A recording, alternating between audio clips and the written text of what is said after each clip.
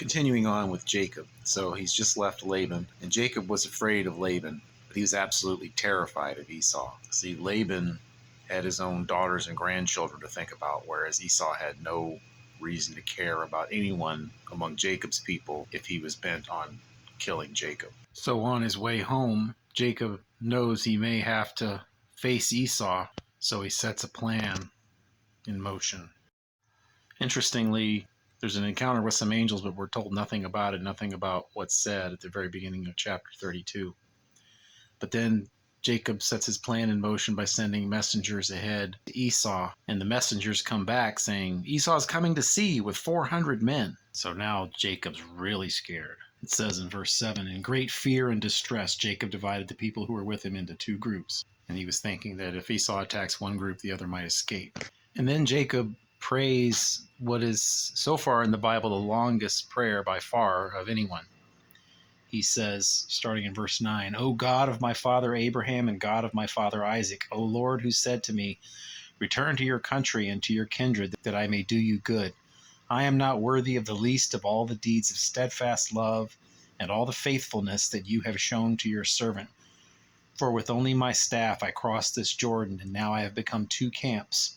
Please deliver me from the hand of my brother, from the hand of Esau, for I fear him, that he may come and attack me, the mothers with the children. But you said, I will surely do you good, and make your offspring as the sand of the sea, which cannot be numbered for multitude. And then he gets hundreds of animals to give to his brother as a gift, to hopefully appease him. He sent multiple groups of gifts for his brother, with servants there to explain what was going on. And that night, Jacob wrestled with a man all night long, and we find out that this is actually an angel that he's wrestling with, and the angel gives him a new name, Israel.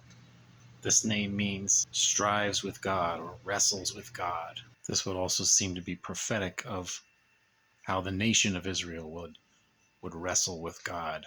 Interestingly, Jacob doesn't come out of this wrestling match unscathed. He pulls his hip out of his socket and has a limp after this.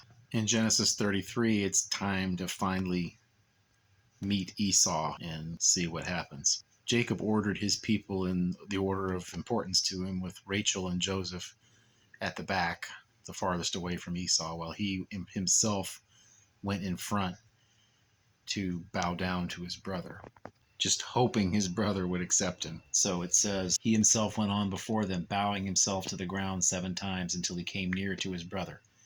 But Esau ran to meet him and embraced him and fell on his neck and kissed him, and they wept. So Esau apparently forgave his brother for what he had done to him.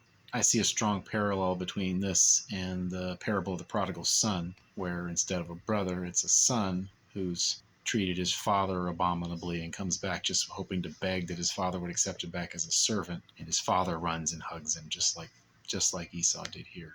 Esau didn't even want to take the gift that his brother had given him. He said, I have plenty of my own. But after Jacob urged him, he did take it.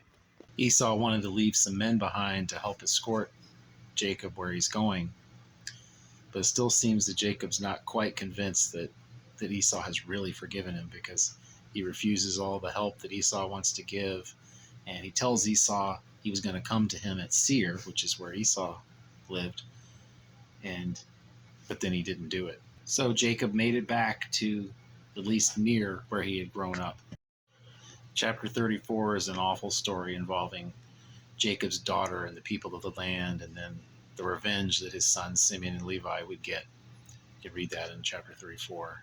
At the end of 34, Jacob says to his sons, Simeon and Levi, you have brought trouble on me by making me stink to the inhabitants of the land, the Canaanites and the Perizzites. My numbers are few, and if they gather themselves against me and attack me, I shall be destroyed, both I and my household. I mention this because in chapter 35, verse 5, it says, as they journeyed, a terror from God fell upon the cities that were around them, so that they did not pursue the sons of Jacob. So God protected Jacob from the revenge that they might seek. In 35, God commands Jacob to go to Bethel and make an altar to God who appeared to him when he fled from his brother. This is where Jacob had made his vow for God to be his God if he'd bring him back. And he did. He brought him back. And he said, let us get up and go to Bethel, so that I may make there an altar to the God who answers me in the day of my distress and has been with me wherever I have gone.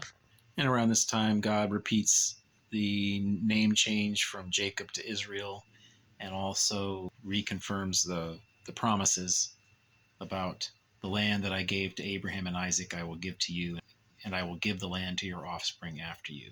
As they're leaving Bethel, Rachel goes into labor, and she has her second son, but she dies in the process. And this is Jacob's 12th and final son, Benjamin.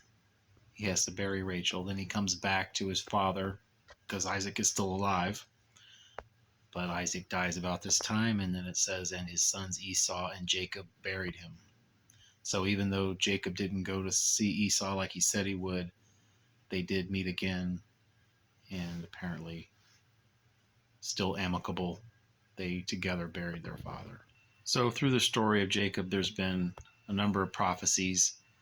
We've covered a lot of the not necessarily prophetic details because Jacob is such an important figure.